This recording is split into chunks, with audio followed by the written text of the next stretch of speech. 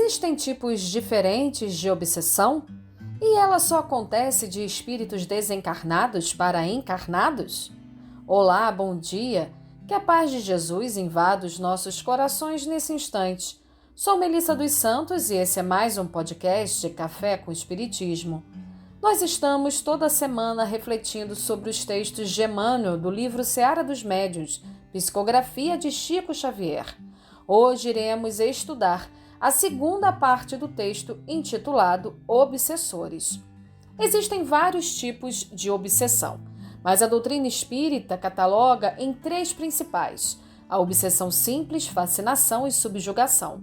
De forma bem resumida, a obsessão simples é aquela em que o obsediado consegue perceber que algo está errado e, quando vigilante, consegue frear, digamos assim, a ação do espírito mal intencionado, sem grandes consequências para o obsediado.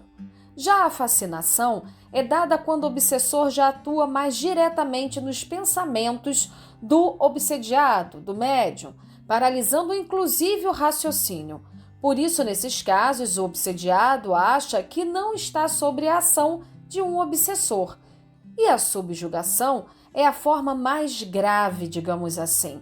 Nas palavras de Allan Kardec, no Livro dos Médiuns, abre aspas, é uma constrição que paralisa a vontade daquele que a sofre e o faz agir ao seu mau grado. Numa palavra, o paciente fica sob um verdadeiro jugo. Fecha aspas. E isso pode ser de forma moral ou física. Porém, mais importante que entender os tipos principais de obsessão é compreender que o processo acontece de forma gradual. Isso quer dizer, como já falamos no podcast anterior, que ninguém é totalmente vítima. Todos os obsediados têm sua parcela de responsabilidade no processo.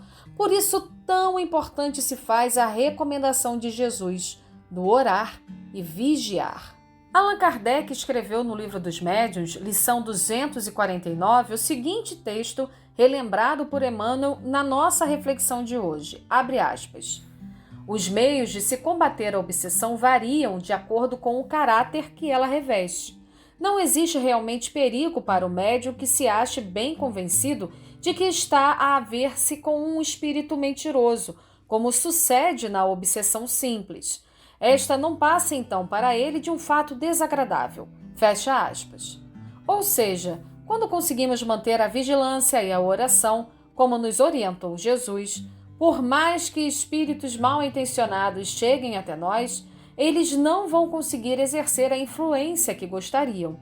Tudo é questão de sintonia, lembra? E mesmo os mais insistentes, quando se deparam com uma pessoa que só pratica o bem e persevera no amor, acabam desistindo.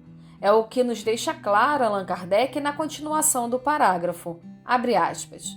Duas coisas essenciais se tem de fazer nesse caso: provar ao espírito que não está iludido por ele e que lhe é impossível enganar.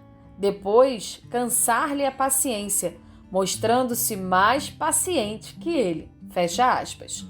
Compreendida essa parte, vamos a outra que muitos desconhecem. A obsessão não acontece só de desencarnado para encarnado. Ela também se dá de desencarnado para desencarnado e até de encarnado para desencarnado ou de encarnado para encarnado. Lembram que no podcast anterior nós refletimos que muitos obsessores são espíritos de vivências em comum conosco? Então, na lei de justiça, amor e caridade de Deus, espíritos com questões a resolver entre si, não raro reencarnam em um mesmo grupo, seja a instituição religiosa, seja no mercado de trabalho ou até mesmo na família, com o objetivo de aprenderem a se amar. E é sobre isso que Emmanuel fala nessa segunda parte do texto que leremos hoje. Abre aspas. Considerando desse modo que o presente continua o pretérito, encontramos obsessores reencarnados na experiência mais íntima. Muitas vezes estão rotulados com belos nomes. Vestem roupa carnal e chamam-se pai ou mãe, esposo ou esposa, filhos ou companheiros familiares na lareira doméstica. Em algumas ocasiões, surgem para os outros na apresentação de santos, sendo para nós benemerentes verdugos.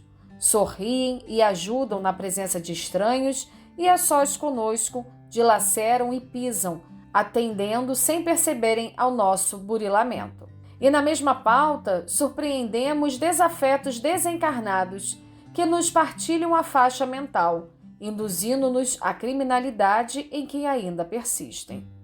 Espreita-nos a estrada a feição de cúmplices do mal, inconformados com o nosso anseio de reajuste, recompondo de 1000 modos diferentes as ciladas de sombra em que venhamos a cair, para reabsorver-lhes a ilusão ou a loucura. Fecha aspas. E Emmanuel nos dá as orientações para todos os casos de obsessão. Abre aspas. Recebe, pois, os irmãos do desalinho moral de ontem com o espírito de paz e de entendimento. Fecha aspas. Em outras palavras, só o amor é capaz de superar qualquer situação. Para encerrar, gostaríamos de trazer um poema de Casimiro Cunha, intitulado Carta às Famílias, que está no livro Carta do Evangelho e Outros Poemas, psicografia de Chico Xavier. Abre aspas. É certo que sobre a terra, nas lutas de expiação, muita vez o lá se forma para a dor da redenção. Por vezes, os inimigos das existências passadas recebem o mesmo sangue em lutas amarguradas. É o resgate doloroso, a algema que no futuro transforma o ódio tigrino em tesouros do amor puro. Eis aí porque não raro, nessa prova que redime, irmãos surgem contra irmãos, raiando até pelo crime.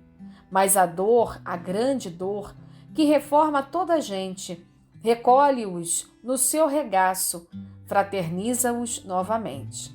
Por essa razão, amigos, todo o ensino em substância é que a paz do lar terrestre depende da tolerância. Falando em particular, peço-te, pois, meu irmão, que faças de tua casa o instituto da afeição. Não te esqueça que em família a mais santa autoridade é a que nasce da energia que não desdenha a bondade. A fim de seres ouvido, recorda que o verbo dar na caravana afetiva precede o verbo ensinar. Na noite de cada dia, nas luzes das orações, envia a Deus os apelos de tuas inquietações.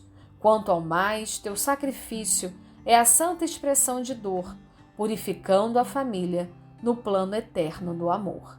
Fecha aspas. Que assim possa ser. E até o próximo podcast Café com Espiritismo.